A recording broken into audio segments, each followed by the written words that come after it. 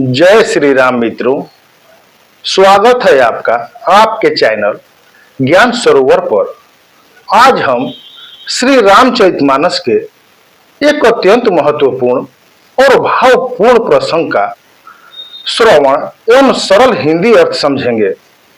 गुरु वशिष्ठ मुनि और भरत जी का संवाद। जब भगवान श्री राम वनवास को चले गए, महाराज दशरथ का देहांत हो गया और अयोध्या की स्थिति अत्यंत दुखद हो गई। तब भरत जी अयोध्या लौटे। भरत जी के हृदय में श्री राम के प्रति अपार प्रेम था। उन्होंने कभी भी अयोध्या का राजपाट पाने की इच्छा नहीं की थी, लेकिन परिस्थितियां ऐसी थीं कि उनके सामने राजधर्म और मातृ प्रेम दोनों का प्रश्न खड़ा हो गया। ऐसे समय में गुरु वशिष्ठ मुनि भरत जी को धर्म, कर्तव्य और राजधर्म का मार्ग समझाते हैं। लेकिन प्रश्न यह है कि गुरु वशिष्ठ ने भरत जी से क्या कहा? भरत जी ने गुरु की बात सुनकर क्या उत्तर दिया? और इस पूरे संवाद से हमें धर्म, त्याग और कर्तव्य की क्या शिक्षा मिलती है? तो आइए श्री रामचरितमानस की चौपाइयों को पहले सुनते हैं और फिर प्रत्येक चौपाई का सरल एवं भावपूर्ण हिंदी अर्थ समझते हैं। पहले भाग में मैंने सोचिए गृही जो मोह बस करई करम पथ त्याग, सोचिए जति प्रपंच रत विगत विवेक विराग तक पूरा कर लिया था। आइए शुरू करते हैं पावन रामायण प्रसंग का दूसरा भाग। बैखानस सोई सोचय जोगु, तपु बिहाय जेहि भावय भोगु, सोचिय पिसु न कारण क्रोधी, जननी जनक गुरु बंधि विरोधी। जो व्यक्ति बैखानस अर्थात वन में रहकर तप करने वाला हो, यह योगी कहलाता है। लेकिन तपस्या छोड़कर भोग विलास में मन लगाता है, उसके बारे में भी चिंता करनी चाहिए। जो व्यक्ति चुगली करने वाला, बिना कारण क्रोध करने वाला और अपनी माता पिता, गुरु तथा भाई बंधुओं से विरोध रखने वाला हो, वह भी चिंता के योग्य है। इसका भावार्थ है मनुष्य का वास्तविक मूल्य उसके बाहरी रूप या पद से नहीं, बल्कि उसके आचरण, संयम और संबंधों के प्रति सम्मान से होता है। तपस्वी होकर भोग में लिप्त होना और अपने माता पिता, गुरु तथा परिवारजनों का अनादर करना व्यक्ति के पतन का कारण बनता है। सब विधि सोचिए पर अपकारी, निज तनु पोषक निर्दय भारी, सोचनीय सब विधि सोई, जो न छाड़ी छलु हरिजन होई। जो व्यक्ति हर प्रकार से दूसरों का हित करने वाला हो और केवल अपने शरीर तथा स्वार्थ का पोषण करता हो, वह बहुत निर्दयी होता है। ऐसे व्यक्ति के आचरण पर चिंता करनी चाहिए। वह व्यक्ति भी हर प्रकार से चिंता के योग्य है जो स्वयं को हरि का भक्त या भगवान का जन तो कहता है, लेकिन अपने भीतर का छल कपट नहीं छोड़ता। तुलसीदास जी समझाते हैं कि केवल धार्मिक वेश धारण करना या स्वयं को भगवान का भक्त कहना पर्याप्त नहीं है। दूसरों का हित करना, स्वार्थी और निर्दयी होना तथा छल कपट से भरा रहना मनुष्य के वास्तविक पतन के लक्षण है। सच्ची भक्ति के लिए दया, परोपकार, सरलता और निष्कपट हृदय आवश्यक है। विधि हरि हरु सुरपति दिशिनाथा, बर नहीं सब दशरथ गुण गाथा। ब्रह्मा जी, भगवान विष्णु, भगवान शिव, इंद्र और सभी दिशाओं के देवता राजा दशरथ के गुणों और यश का वर्णन करते हैं। राजा दशरथ इतने धर्मात्मा, प्रतापी, दानी और सद्गुणों से संपन्न थे कि बड़े बड़े देवता भी उनके गुणों की प्रशंसा करते थे। उनके श्रेष्ठ चरित्र और पुण्य के कारण तीनों लोकों में उनका यश प्रसिद्ध था। कहु तात के ही भांति को करहि बड़ाई तास।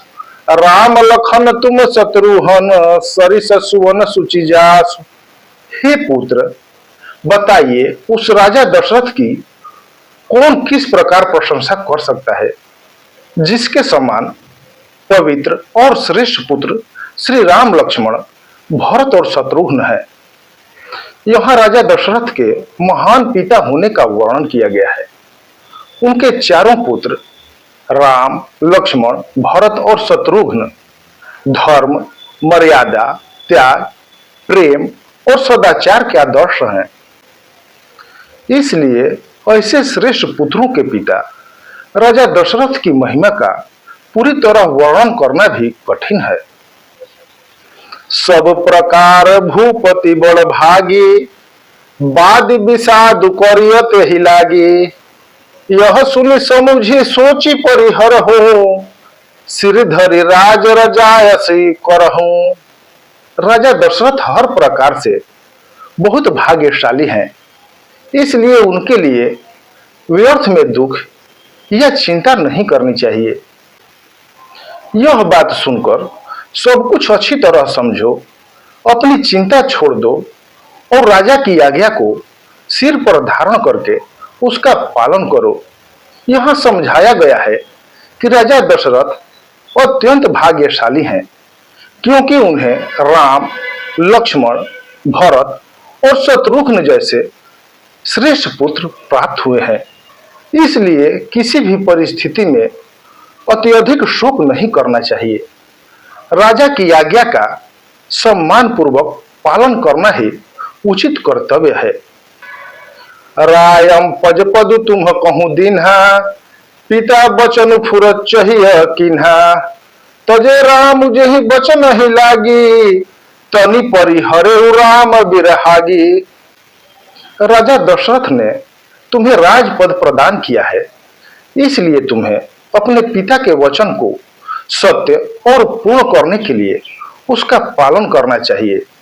जिस पिता के वचन को निभाने के लिए श्री राम ने राजपाट तक छोड़ दिया, उसी राम के वियोग में राजा दशरथ ने अपने प्राण त्याग दिए। इन चौपाइयों में पिता के वचन की महिमा और श्री राम के त्याग को बताया गया है। श्री राम ने पिता और सत्य की रक्षा के लिए बिना किसी विरोध के राज्य, सुख और वैभव का त्याग कर वनवास स्वीकार किया। पुत्र वियोग में राजा दशरथ का देहांत हो गया, इसलिए भरत को भी पिता के वचन का सम्मान करते हुए राजपद के विषय में उचित निर्णय लेने की प्रेरणा दी जा रही है। नृप ही बचन प्रिय नहीं प्रिय प्राणा, करहु तात पितु बचन प्रवाना। करहु शीश धरि भूप जाई, हई तुम कह सब भांति भलाई। राजा दशरथ को अपना दिया हुआ वचन अपने प्राणों से भी अधिक प्रिय था, इसलिए हे तात, तुम भी अपने पिता के वचन को सत्य और प्रमाणित करो, अर्थात उसे पूरा करो। राजा की आज्ञा को सिर झुकाकर स्वीकार करो और उसका पालन करो, इसी में तुम्हारा हर प्रकार से कल्याण होगा। इन चौपाइयों में वचन पालन और पिता की आज्ञा के सम्मान को सर्वोच्च धर्म बताया गया है। राजा दशरथ ने अपने वचन को इतना महत्वपूर्ण माना कि उसके कारण उन्हें अपने प्रिय पुत्र राम से वियोग सहना पड़ा और अंततः प्राण भी त्यागने पड़े। इसलिए भरत को पिता की आज्ञा का सम्मान करने की सलाह दी जाती है। परशुराम पितु आज्ञा राखी, मारी मातु लोक सब साखी। तनय जजाति जो बनु दयऊ, पितु आज्ञा मघ अज सुन भयऊ। भगवान परशुराम ने अपने पिता जमदग्नि की आज्ञा का पालन किया। पिता की आज्ञा पर उन्होंने अपनी माता रेणुका का वध कर दिया। इस घटना को संसार में सभी जानते हैं। राजा ययाति के पुत्र पुरु ने अपने पिता की आज्ञा मानकर अपना यौवन उन्हें दे दिया। उसने पिता की आज्ञा मानने में कोई पाप या अपयश नहीं समझा। इन चौपाइयों में पिता की आज्ञा के पालन की महिमा बताई गई है। परशुराम और पुरु ने अपने पिता की आज्ञा को सर्वोपरि माना। तुलसीदास जी इन उदाहरणों के माध्यम से समझाते हैं कि सच्ची पुत्र धर्म भावना में त्याग, आज्ञा पालन और पिता के सम्मान का विशेष महत्व है। अनुचित उचित विचार तजे, ते पालहि पितु बैन, ते भाजन सुख सुजस के, बसहु अमर पति ऐन। जो पुत्र उचित अनुचित का विचार छोड़कर अपने पिता के वचन का पालन करते हैं, वे सुख और अच्छे यश के अधिकारी बनते हैं तथा अंत में देवराज इंद्र के समान स्वर्ग में निवास करने योग्य होते हैं। इस चौपाई में पिता के वचन के पालन और पुत्र धर्म की महिमा बताई गई है। जब पिता कोई आज्ञा दें तो पुत्र को अपने स्वार्थ और सुख दुख की चिंता किए बिना उनके वचन का सम्मान करना चाहिए। ऐसा पुत्र समाज में सम्मान, यश और सुख प्राप्त करता है तथा धर्म की दृष्टि से भी श्रेष्ठ माना जाता है। अवश्य नरेश बचन फुर करहूं, पालहूं प्रजा शोक परिहरहूं, सुरपुर नृपु पाई ही परितोषु, तुम कहूं सुकृतु सुजसु नहीं दोषु। हे भरत, तुम्हें अवश्य ही राजा दशरथ के वचन को सत्य करना चाहिए। प्रजा का पालन करो और अपने शोक को छोड़ दो। राजा दशरथ स्वर्ग लोक में तुम्हारे इस कर्तव्य पालन से प्रसन्न होंगे और तुम्हारे लिए भी इसमें पुण्य और यश ही होगा, कोई दोष नहीं होगा। यहाँ भरत को समझाया जा रहा है कि पिता की आज्ञा का सम्मान करते हुए उन्हें राज्य की जिम्मेदारी स्वीकार कर प्रजा का पालन करना चाहिए। अपने व्यक्तिगत दुख को त्याग कर कर्तव्य निभाना ही उचित है। ऐसा करने से पिता की आत्मा को संतोष मिलेगा और भरत को भी पुण्य, यश और सम्मान प्राप्त होगा। वेद विदित सम्मत सब ही का, जेहि पितु देहि सो पावई टीका, करहु राज परिहरहु गलाने, मानहु मोर वचन हित जाने। यह बात वेदों में प्रसिद्ध और सभी को मान्य है कि जिस पुत्र को पिता राज्य का अधिकारी बनाते हैं उसी का राज तिलक किया जाता है और वही राज्य प्राप्त करता है। इसलिए तुम राज्य स्वीकार करो और अपने मन की ग्लानि तथा संकोच छोड़ दो। मेरी बात को अपने हित की बात समझकर स्वीकार करो। यहाँ भरत को समझाया जा रहा है कि पिता द्वारा दिए गए राजपद को स्वीकार करना अनुचित नहीं है, इसलिए उन्हें अपराध बोध या संकोच नहीं करना चाहिए।